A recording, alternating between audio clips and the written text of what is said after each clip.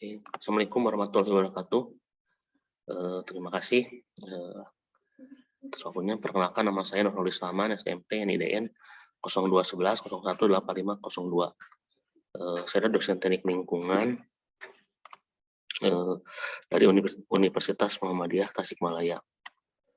Adapun pada kesempatan kali ini saya akan menjelaskan mengenai PDD UKTPT pengajaran semester 2021 dan juga pengajaran yang saya lakukan pada satu pertemuan dengan asinkronus. Oke. Adapun penjelasan mata kuliah meliputi delivery, interaction, assessment atau DIA. Kemudian adapun mata kuliah yang akan diterangkan yaitu perancangan tempat pemrosesan akhir atau TPA. Adapun latar belakang kedudukan mata kuliah dalam struktur kurikulum itu mata kuliah perancangan tempat pemrosesan akhir TPA termasuk dalam mata kuliah bahan kajian IPTEK pendukung dengan kelompok bahan kajian pengolahan limbah padat. Hubungan mata kuliah dengan mata kuliah lainnya itu mata kuliah prasyarat adalah laboratorium lingkungan dan pengolahan limbah padat harus lurus apabila ingin mengikuti mata kuliah TPA.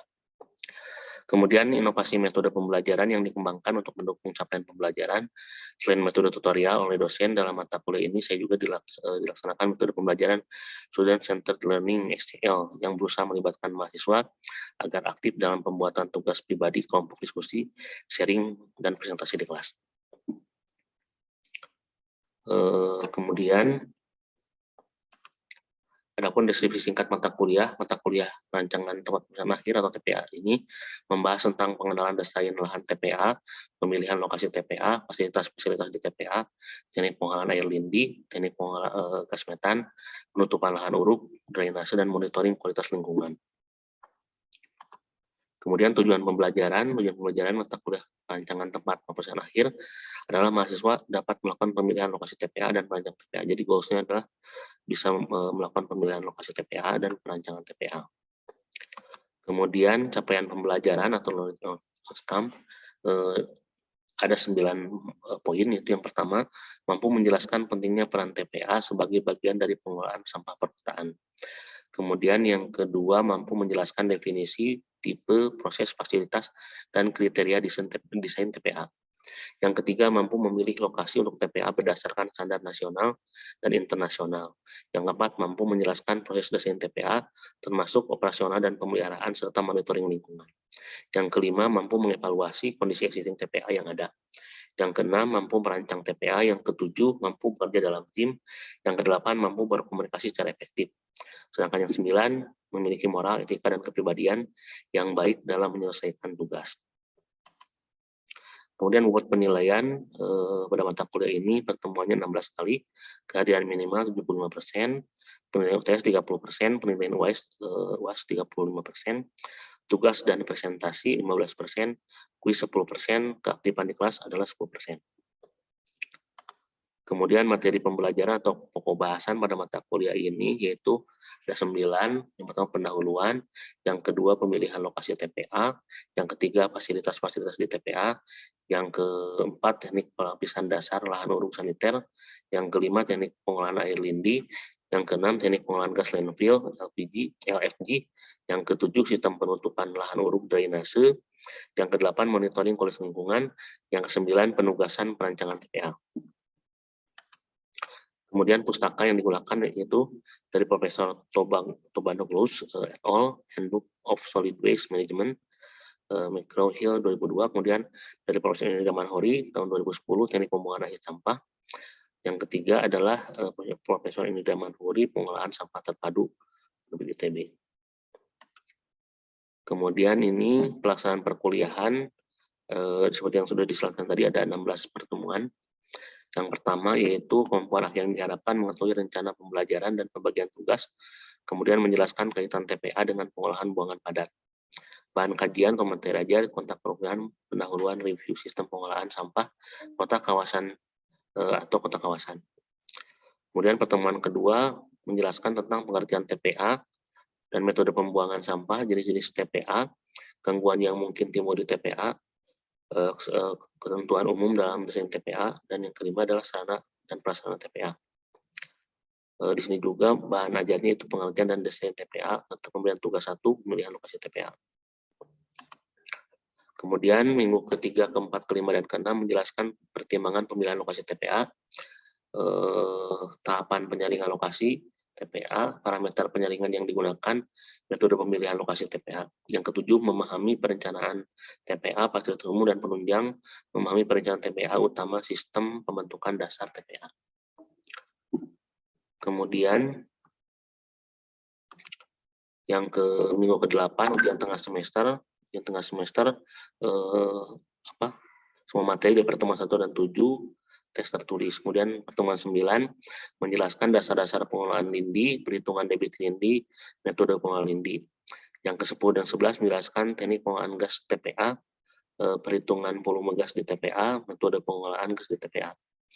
Yang ke-12 yaitu memahami desain sistem tanah penutup, drainase permukaan, monitoring kualitas lingkungan, dan juga mengaplikasikan dalam desain TPA. Kemudian yang ke-13 memahami dan menjelaskan konstruksi TPA dan operasionalnya. Yang kedua, pemeliharaan TPA, monitoring dan evaluasi TPA. 14 ke 15 mampu menganalisis desain dan fasilitas TPA yang ada, mampu mendesain TPA pada suatu kota, kabupaten, atau kawasan. Yang ke-16 ujian akhir semester. Kemudian ini contoh rencana tugas mahasiswa yang akan disampaikan nanti. Contoh tugas pertama, 1, prosedur pemilihan lokasi TPA sesuai standar nasional dan internasional. Jadi serpihan tugasnya yaitu mahasiswa memahami prosedur pemilihan lokasi TPA sesuai standar. Deskripsi tugasnya membuat makalah bahan presentasi tentang prosedur SNI dalam pemilihan lokasi TPA. Metode pengerjaan yaitu membentuk kelompok kecil terdiri 3 orang, mengumpulkan bahan materi tentang metode pemilihan lokasi TPA, pembuatan makalah, kemudian juga ada presentasi, dan juga ada diskusi dan tanya jawab. Kemudian ini juga sama indikator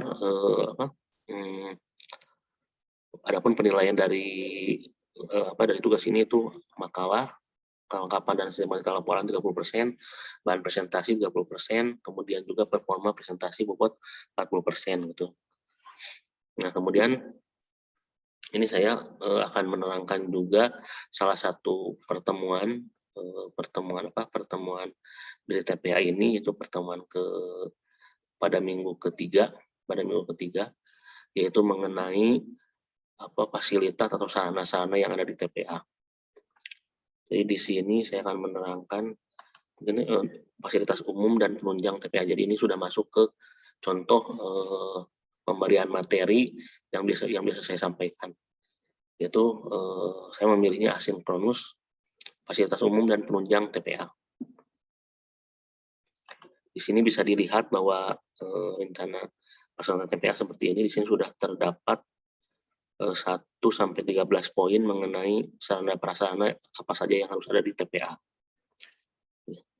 Kemudian kalau dilihat di sini ruang lingkup desain TPA ada 13 sesuai dengan poin-poin yang tadi, yaitu yang pertama ada jalan masuk, kemudian jalan masuk akses, jalan operasi, jalan kerja.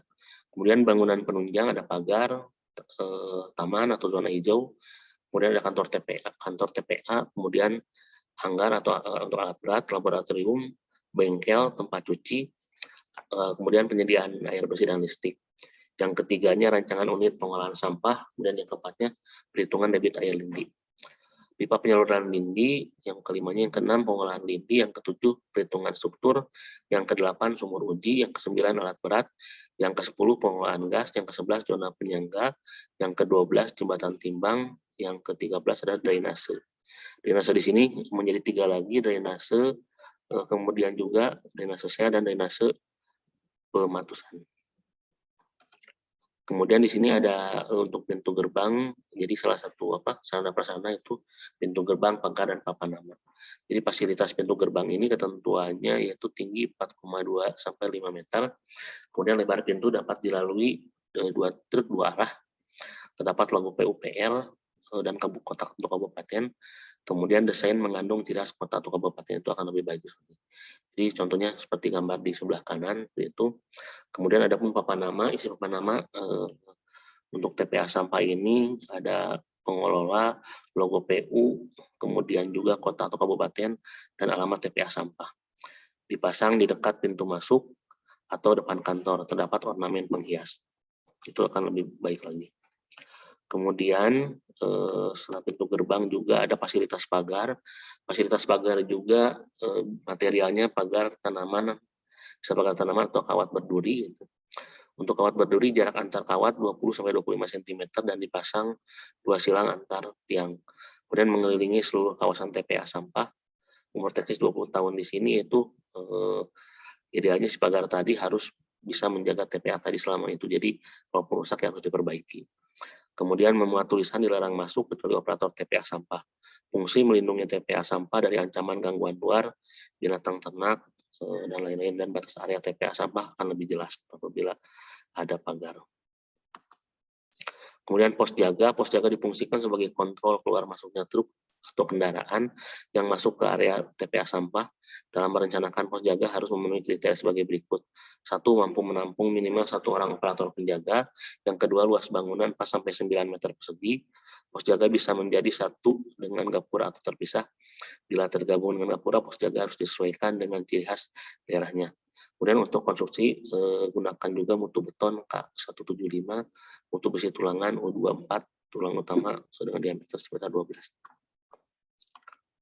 Kemudian ini contoh desain pos jaga seperti ini gitu ya. Jadi contohnya saja seperti ini, simple tapi memang pos jaga itu harus ada di setiap TPA. Kemudian yang berikutnya adalah kantor. Kantor itu merupakan fasilitas penunjang yang sangat penting sebagai pusat manajemen pengelolaan TPA sampah. Jadi di sini segala aktivitas baik administrasi dan sebagainya dilakukan. Sebaiknya didesain senyaman mungkin dengan memperhatikan kriteria berikut. Yang pertama, mampu menampung 3-5 orang operator. Kemudian luas bangunan kantor lebih kurang 75 meter persegi. Terdapat ruang pengujian, gudang, sarana ibadah. Kemudian dapat dibangun terpisah atau menjadi satu dengan kantor dengan kriteria luas 9-20 meter persegi dan dapat menampung lebih kecil 6 orang. Kemudian ini contoh kantor untuk TPA seperti ini gambarnya. Kemudian jalan akses dan operasional juga. Prasarana jalan ini sangat menentukan keberhasilan pengoperasian TPA sampah. Jadi semakin bagus jalannya maka proses pemindahan sampah itu dan pengelolaan akan semakin mudah gitu, akan semakin lancar sehingga efisiensi menjadi tinggi. Kemudian jalan akses merupakan jalan penghubung menuju area TPA sampah dengan kriteria sebagai berikut. Dapat dilalui kendaraan truk sampah dan 2 arah dengan lebar jalan minimal 8 meter, kemiringan permukaan jalan 2-4% ke arah saluran drainase, mampu menahan beban perlintasan dengan tekanan ganda 10 ton, kecepatan kendaraan 30 km per jam, atau sesuai dengan ketentuan Ditjen Bina Marga. Jalan operasional, operasi yang dibutuhkan dalam pengoperasian TPA terdiri dari 3 jenis, yaitu jalan operasi penimbunan sampah, merupakan jalan yang bersifat temporer, berada di dalam sel, setiap saat dapat ditimbun dengan sampah, jadi tidak tetap gitu. Jalan operasi mengelilingi TPA, jenis jalan bersifat permanen, dapat berupa jalan beton, aspal, atau perkerasan jalan sesuai dengan beban dan kondisi tanah. Kemudian jalan penghubung antar fasilitas, yaitu jalan yang menghubungkan antara kantor, pos jaga, bengkel, tempat parkir, dan sebagainya. Jadi hal itu bersifat permanen. Kemudian perencanaan jalan akses, yaitu pastikan rencana jalan mampu menjadi sarana lalu lintas, kemudian juga dan pengangkut alat berat lainnya, sehingga akan memudahkan gitu. Kemudian yang kedua, pastikan akses jalan bisa memperlancar kegiatan pembongkaran sampah. Yang ketiga, rancang jalan bisa berfungsi untuk pencegahan masuknya aliran permukaan dari luar lahan efektif maupun lahan dari dalam lahan. Yang keempat, pastikan rancangan jalan bisa memperindah area landfill. Kemudian jalan operasi merupakan tempat beroperasinya kendaraan pengangkut sampah. Jadi kalau di sini untuk jalan operasi ini Adapun kriterianya ya gitu, untuk kriteria kecepatan kendaraannya 20 km per jam, kemudian lebar jalan di seluruh area TPA 5 meter beserta saluran drainase, bahu jalan atau kiri dan kanan selebar 5 meter, 0,5 meter dengan konstruksi beton karena kesulitan transportasi. Kemudian kemiringan lebih kecil dari 6%. Slop tangguh 1:1,5 dengan ketinggian setengah sampai 4 meter. Beban kendaraan minimum 30 ton dan lapisan berpasang untuk jalan beton. Kemudian jalan kerja, pastikan adanya jalan kerja alat-alat berat menuju sel sampah yang ditentukan dalam lahan penimbunan. Jalan ini bersifat sementara karena pada akhirnya akan ditimbun dengan sampah. Jalan kerja tidak dibuat spesifik karena alat berat berjalan di atas sampah yang sudah dipadatkan. Kemudian drainase juga terbagi menjadi beberapa, itu drainase jalan, sel, dan kawasan. Drainase jalan merupakan drainase yang berfungsi untuk menampung air limpasan dari permukaan jalan untuk menghindari genangan dan kerusakan jalan. Drainase sel terletak di sekeliling sel dengan tujuan untuk mencegah masuknya limpasan air dari permukaan tanah sekitar ke dalam sel sampah. Drainase kawasan merupakan drainase yang mengelilingi seluruh area TPA sampah bersifat kondisional seperti bila berada di kawasan rawa gambut yang dapat berfungsi sebagai kanal penampung air tanah yang berlebih dan sebagai pencegah terjadi kebakaran di lingkungan sekitar di area TPA gitu. Jadi memang fungsinya ganda.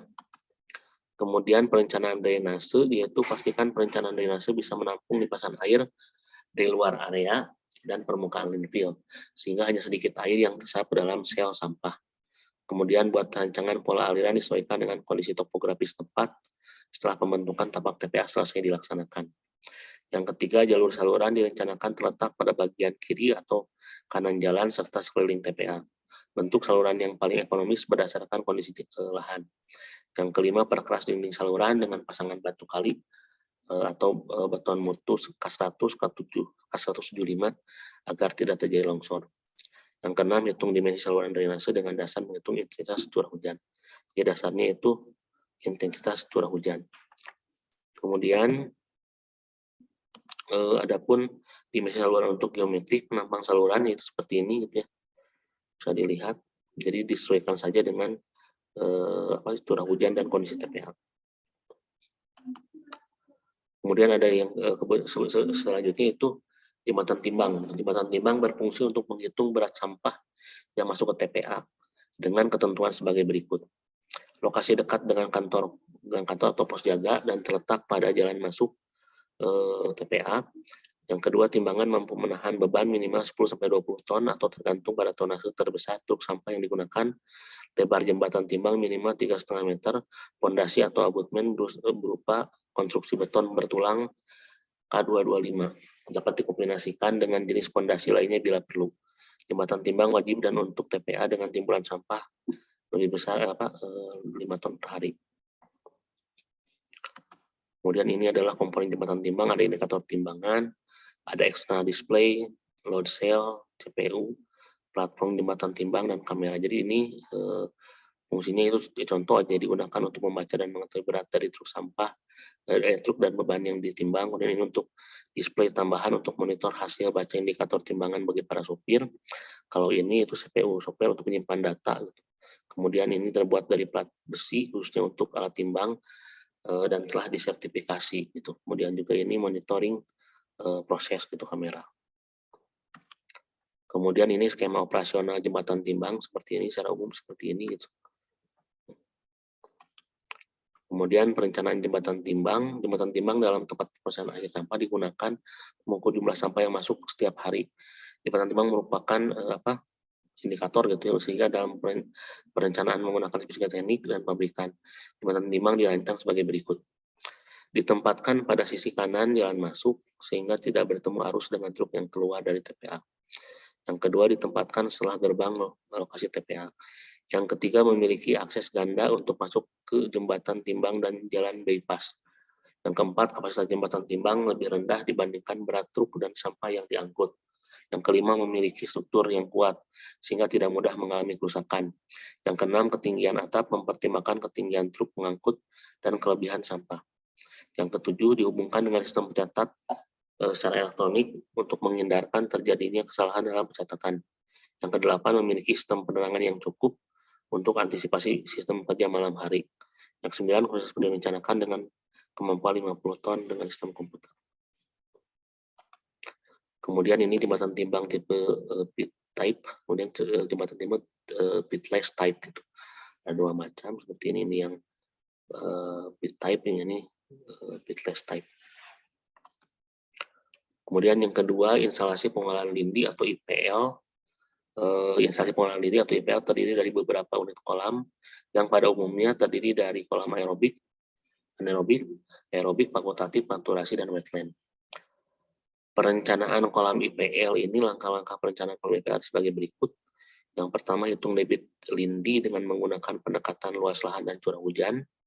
Yang kedua, pertimbangkan kondisi topografi bangunan, pengolahan licit direncanakan ditempatkan pada lokasi elevasi terendah, sehingga pengaliran licit melalui pipa pengumpul dapat dilakukan secara gravitasi. Yang ketiga, rencanakan unit pengolahan dekat dengan badan air penerima. Lokasi bangunan pengolahan licit dekat dengan badan air penerima yang direncanakan akan menerima bunga air. Tempatkan lokasi IPL sedekat mungkin dengan sumber licit, sehingga dapat meminimalkan masalah-masalah yang akan timbul. Yang kelima, pertimbangkan kemudahan operasional, analisa, dan perkiraan biaya, serta kesediaan sumber daya.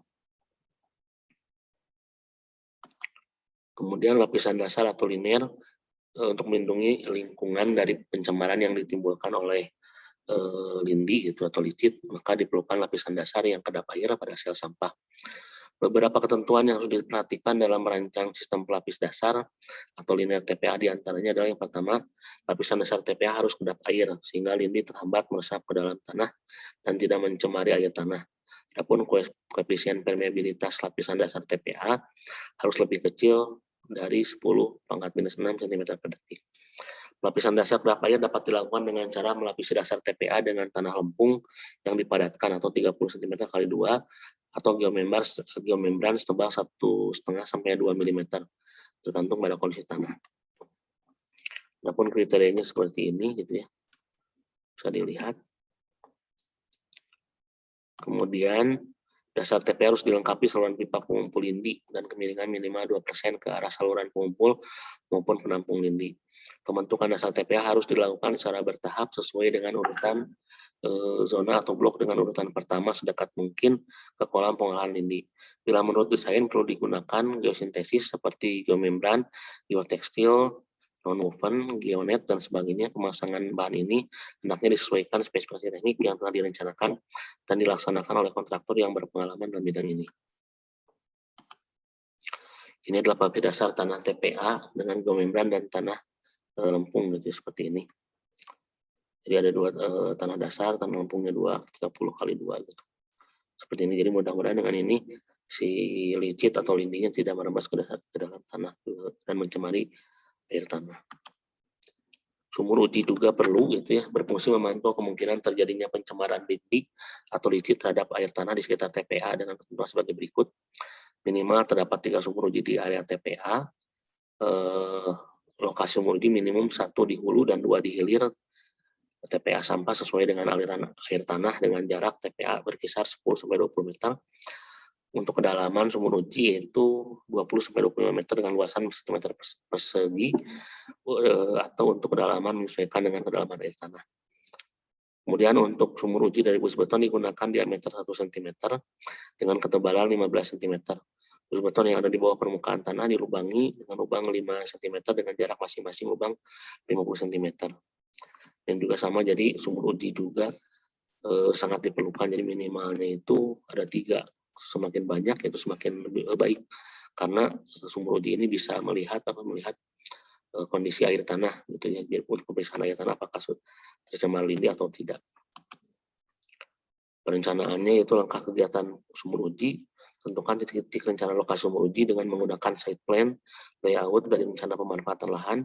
Titik pengambilan diletakkan pada sebelum sel tertinggi dan sel terendah, sehingga penyebaran air lindi dapat dilakukan monitoring. Rencanakanlah kedalaman sumur dangkal sehingga diperkirakan memperoleh air tanah yang stabil baik pada kemarau maupun musim hujan. Air sumur ini yang digunakan sebagai sampel dalam monitoring. Jadi rencanakan peralatan pendukung untuk memudahkan pengambilan sampel. Jadi memang si sumur uji ini eh, harus aman gitu, tidak membahayakan aktivitas lain, kemudian juga memudahkan aksesnya mudah gitu. Jadi untuk menjangkaunya mudah gitu, untuk penggunaan sebagainya mudah. Kemudian ada hanggar, yaitu hanggar berfungsi untuk menyimpan atau memperbaiki truk atau alat berat gitu. Ketentuannya sebagai berikut. Lokasi ditetapkan di zona perkantoran, luas hanggar disesuaikan dengan kepemilikan kendaraan angkut dan alat berat, tinggi atap bersih 4 sampai 4,5 meter, lantai dapat berupa tanah dipadatkan lapisan situ tebal 10 cm atau rabat beton K100 gitu. Jadi terdapat fasilitas pemadam kebakaran juga dan sebagainya. Jadi di hanggar ini proses pembersihan kemudian perbaikan alat berat ini berlangsung gitu. Jadi pencucian alat berat supaya masa layannya lebih lama gitu ya. Kemudian juga peralatan bengkel minimal yang ada adalah peralatan untuk pemeliharaan dan kerusakan ringan. Kemudian ini sarana air bersih dan sanitasi dan listrik juga perlu gitu. Sarana air bersih, sanitasi dan listrik merupakan fasilitas penunjang yang tidak kalah penting sebagai pendukung terselenggaranya pengoperasian TPA dengan baik.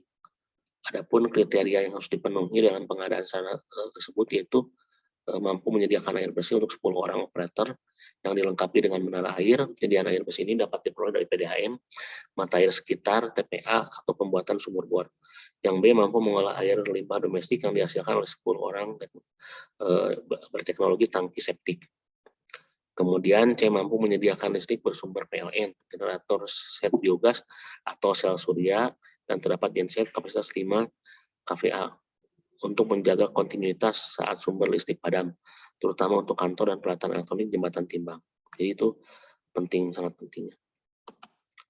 Dan pipa penyalur lindi juga, saluran pengumpul lindi terdiri dari saluran pengumpul sekunder dan primer. Jadi di sini tuh kriterianya yaitu dipasang memanjang di tengah blok zona penimbunan, kemudian saluran pengumpul tersebut menerima aliran dari dasar lahan dengan kemiringan minimal 2%. Saluran pengumpul terdiri dari rangkaian pipa HDPE. Dasar saluran dapat dilapisi dengan liner atau lapisan kedap air. Yang B-nya kriteria saluran pengumpul primer menggunakan pipa HDPE berlubang, untuk pipa ke bak pengumpul lindi tidak berlubang. Saluran primer dapat dihubungkan dengan hilir saluran sekunder oleh bak kontrol yang berfungsi pula sebagai ventilasi yang dikomunikasikan dengan pengumpul gas vertikal. Syarat pengaliran lindi adalah gravitasi, kecepatan pengaliran 0,6 sampai 3 meter per detik. Kedalaman air dalam saluran pipa DPD maksimal 88%, di mana D tinggal air, diameter pipa minimum 30 cm. Alternatif pola pengumpulan ini seperti ini, gitu. Jadi disesuaikan dengan rancangan TPA-nya seperti apa. Ventilasi gas, yaitu ventilasi gas juga sangat penting, berfungsi untuk mengalirkan dan mengurangi akumulasi tekanan gas, mempunyai kriteria teknis, yaitu yang pertama, pipa ventilasi dipasang dari dasar TPA secara bertahap pada setiap lapisan sampah dan dapat dihubungkan dengan pipa pengumpul lindi. Pipa ventilasi gas berupa pipa HDPE berdiameter 150 mm atau diameter lubang perforasi maksimum 1,5 cm yang dikelilingi oleh saluran lonjong berdiameter 400 mm dan diisi batu pecah diameter 50 sampai 100 mm. Ketinggian pipa ventilasi tergantung pada rencana tinggi timbunan. Setiap lapisan sampah ditambah 50 cm gitu. Pipa ventilasi pada akhir timbunan harus ditambah dengan pipa besi berdiameter 150 mm. Gas yang keluar dari ujung pipa besi harus dibakar atau dimanfaatkan sebagai energi alternatif. Kemudian juga jarak antar pipa ventilasi 50-70 meter. Pada sistem lahan uruk sanitari, gas bio harus dialirkan ke udara terbuka melalui ventilasi sistem penangkap gas. Lalu dibakar pada gas flare. Sangat dianjurkan menangkap gas bio dan untuk dimanfaatkan. Kemudian yang tak kalah penting itu zona penyangga. Zona penyangga dapat berfungsi untuk mengurangi dampak negatif yang ditimbulkan oleh kegiatan pembuangan akhir sampah terhadap lingkungan. Kemudian daerah penyangga ini dapat berupa jalur hijau atau pagar tanaman di sekitar TPA dengan ketentuan sebagai berikut. Jenis tanaman adalah tanaman tinggi dikombinasikan dengan tanaman perdu yang mudah tumbuh dan rimbun. Kerapatan pohon adalah 2-5 meter untuk tanaman keras dan lebar jalur hijau minimal ini 10 meter gitu ya, 10 meter. Ini adalah contoh dari zona penyangga. Ditentukan kawasan sesuai dengan layout, kemudian tentukan lebar zona penyangga, dibuat pelingkar dengan lebar minimal 10 meter. Tentukan jenis pohon yang akan digunakan untuk zona penyangga. Jadi itu mungkin contoh dari video apabila saya memberikan materi secara asinkronus gitu. Adapun pada video yang awal adalah menjelaskan mata kuliah TPA, baik dari penilaian, kemudian penyampaian, kemudian juga tugas-tugas, dan pertemuan setiap minggunya. Dan video yang kedua yaitu video menerangkan pada pertemuan ketiga mengenai sarana dan prasarana yang harus ada di TPA. Mungkin sekian aja penyampaian dari saya. Terima kasih atas perhatiannya. Mohon maaf apabila ada kekurangan, mudah-mudahan sesuai dengan PDD UKTP Sados Smart Sados 2021. Wassalamualaikum warahmatullahi wabarakatuh.